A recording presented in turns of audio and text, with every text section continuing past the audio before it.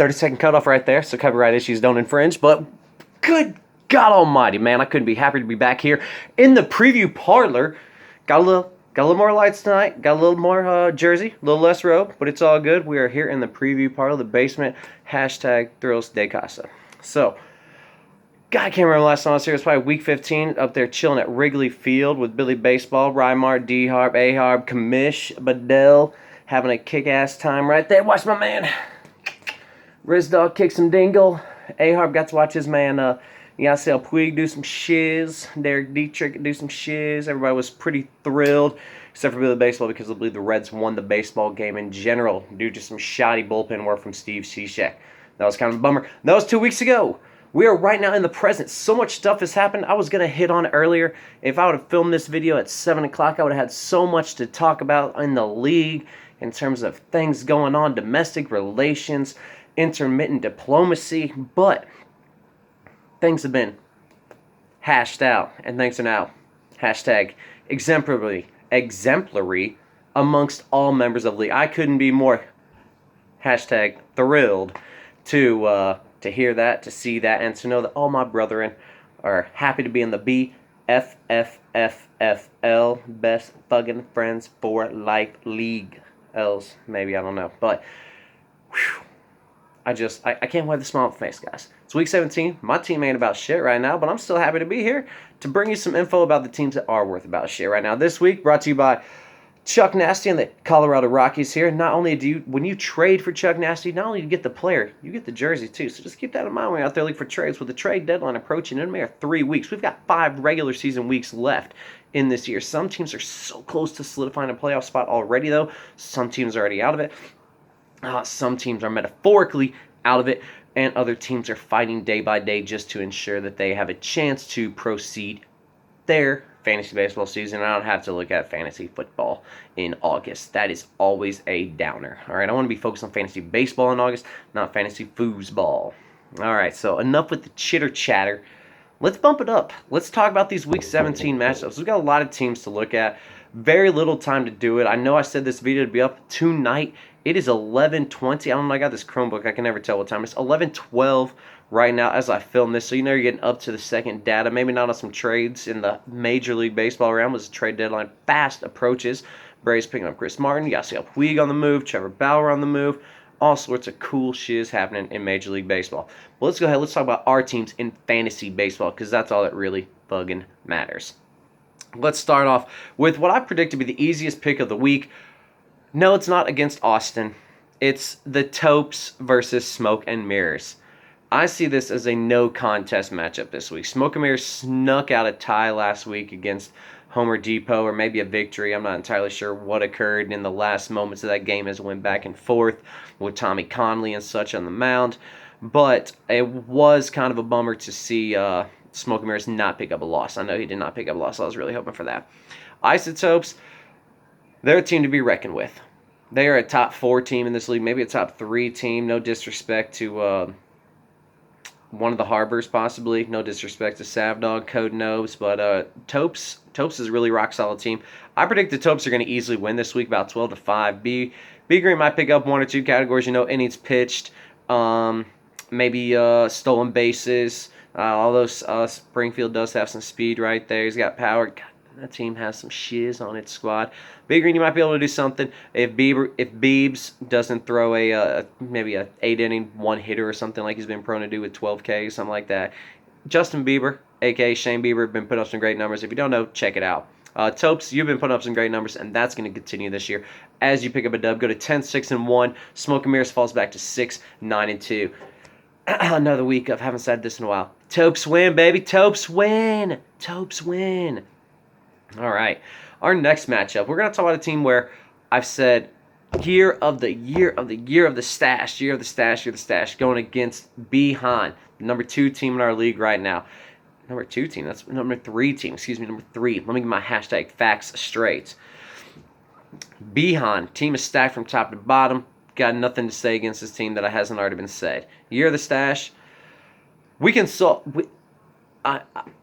I've had you all year, man. I thought it's going to be you. I thought it's going to be the year of the stash in that division, year of the stash. And I look up this week and I see you sitting at 6-8-2, right above me. And guess what? I'm in the cellar of the league, excluding Austin. Unfortunately, I'm in the cellar. So to be one above me, not saying much this year, my man. Things have just not gone right in the past 6 to 8 weeks. 6-8-2, not where I predicted you to be, man. I expect you to be about 9-5-1. Actually, I didn't expect any ties like we've seen this year. These ridiculous ties and such. I can't even believe it. That's another. It's another for another day, another discussion for another day. But year of the stash. Right now, make me look like it's the year of the letdown. I'm predicting Behan to win this week. It is Tuesday night. You're winning 10-7, but these numbers are still early. The polling, not all polls are reporting yet, but we see Behan in the future. I'm gonna go ahead and put in my future cast for a Behan to pick up a dub this week. I predict myself to go 6-0 this week in my predictions. Since I haven't been here in so long, I got a lot of stuff to live up to. Next up, let's go to not the number 3 team in the league, Behan. He's been number 1, number 2. We're going to number 1. We're going to Red Roosters. And you're probably thinking, what? Doesn't Savdog manage Red Roosters? And the answer is yes, he does. And somehow, this man's in first place. You know, it's like one of those you just look up and you're like, what? What? Him? First? Savage? No. I've tried to find a couple analogies in the real world, baseball world, but I haven't been able to come up with a quality one recently. And since, as Ben knows, I do this off the tip of my dick. You know, I didn't do any real research. Everything comes from the old noggin. I couldn't give you an analogy, if you will, for a team that I would see in Major League Baseball that's done that, where you're just like, there's no way they should be in first. Maybe the Amazing Mets. Yeah, I mean, that's what I'll go with. You're like the Amazing Mets right now, Sav. Can you pull out the World Series? I don't know. Going against Travis Coates. Now, some of us might not know who Travis Coates is. I was, for one, did not know who Travis Coates is. If you do not, check it out. If you're familiar with Old Yeller, there's a sequel to it. Savage Sam, protagonist in this, is Travis Coates. So that gives you some knowledge. Anthony digging deep right here. He's not just settling for some basic names. Red Roosters, managed by Savage, playing against the guy that was protagonist in the movie Savage Sam. I like it, Anthony. That is quite a connection right there. Not enough of a connection to pick up a dub, because apparently Sav doesn't lose anymore. He might not win, but he's not losing, mister. I think his record is really 3-0-7. He hasn't lost this year, but he has 7 ties. But anyways, he's going to pick up another non-loss this week. I don't know if it'll be a tie, but it won't be a win, but it won't be a loss. We're going to go with Sav in the non-loss this week. Good job, Red Roosters. Moving on, we're looking at the matchup from last year's World Series. We're going to look at Rocky and Russia versus D-Ville Belt Buckle. D-Ville Belt Buckle, been a big disappointment this year. Sitting in 11th place, never expect to see this manager in 11th place, but kind of, you know what? Is what it is. Players don't perform, managers don't manage. Things happen like this. Rocky and Russia, on the other hand, earlier in this year is getting shit on left and right, and all he does is stay in first place in his division. Have a playoff spot, just kind of rocking and rolling, doing his thing. You know, Cody's kind of flying under the radar. For a 2-time defending champ, he doesn't take a lot of shit, doesn't say a lot of shit. I don't know. Draw some ire, Cody. That's what I need to hear some talk shit. I need to hear you say something, you know, like, I'm thrilled, I'm going to whip your ass. Maybe show me some life, Code. I'm really disappointed in your lifelessness this year. Lifelessness. And you know what? Because of your lifelessness, this will be the week that I'm not saying, yes, Amasa, yes, Amasa, because you don't own me. I'm picking up a dub this week. D-Ville Belt Buckle for the dub. All right, moving on. We have got last place versus Kamish. Kamish has changed his name to Nobody. Previously was Nigel Tufnell. I don't know what will be occurring in the future if he's going to go back to a name change after all this smoke is cleared from the small brush fire that was extinguished earlier this evening and last night. But we've got Nobody going against Homer Depot. Now, Homer Depot, your squad has been rocking and freaking rolling Monday through Saturday. You know, you look up, you're like, oh, damn, Austin's winning again this week? Shit, he's going to get some done. And you look, he's like, 3 dubs. All you got this year is 3 dubs.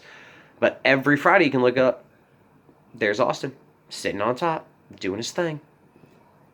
This week, I predict more of the same. Austin, Monday through Saturday, you're going to be winning. Then Sunday's going to come and fall apart. What'll happen? I don't know. Actually, it's Tuesday and you're losing, so maybe you'll do the reverse. Maybe this week you'll lose Monday through Saturday and do something on Sunday. Here's hoping for you, kid. I don't see it happening. I'd like to see Nobody lose, fall down a notch, give me another chance to ascend up the rankings. But Neither here nor there. I predict nobody to pick up a dub in this matchup. You can look at that either which way.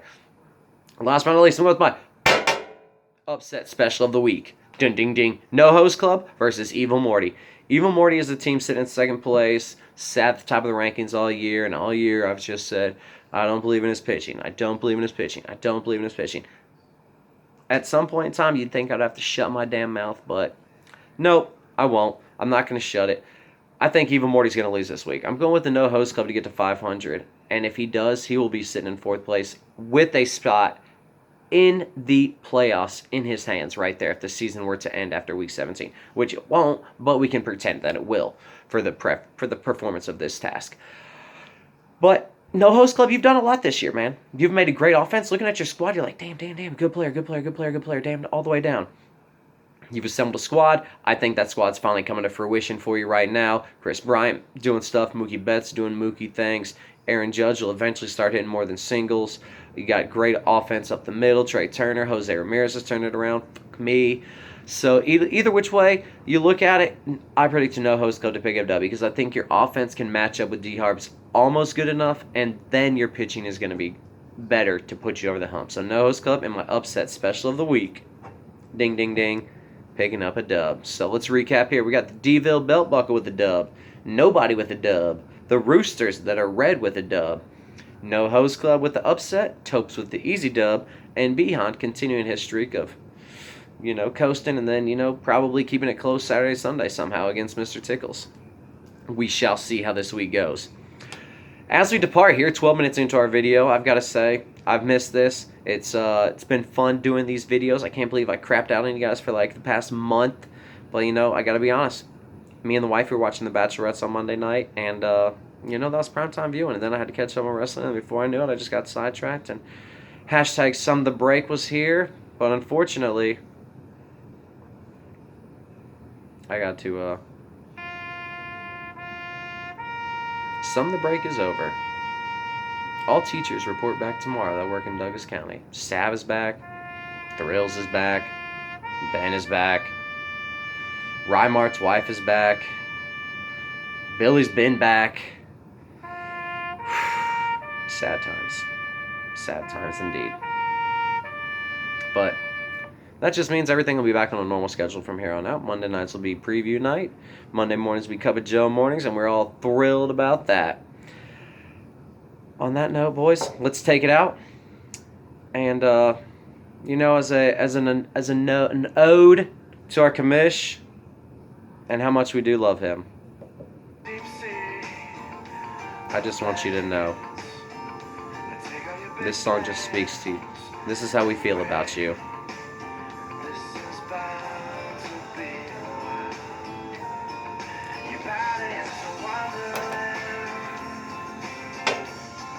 Your body is a wonderland.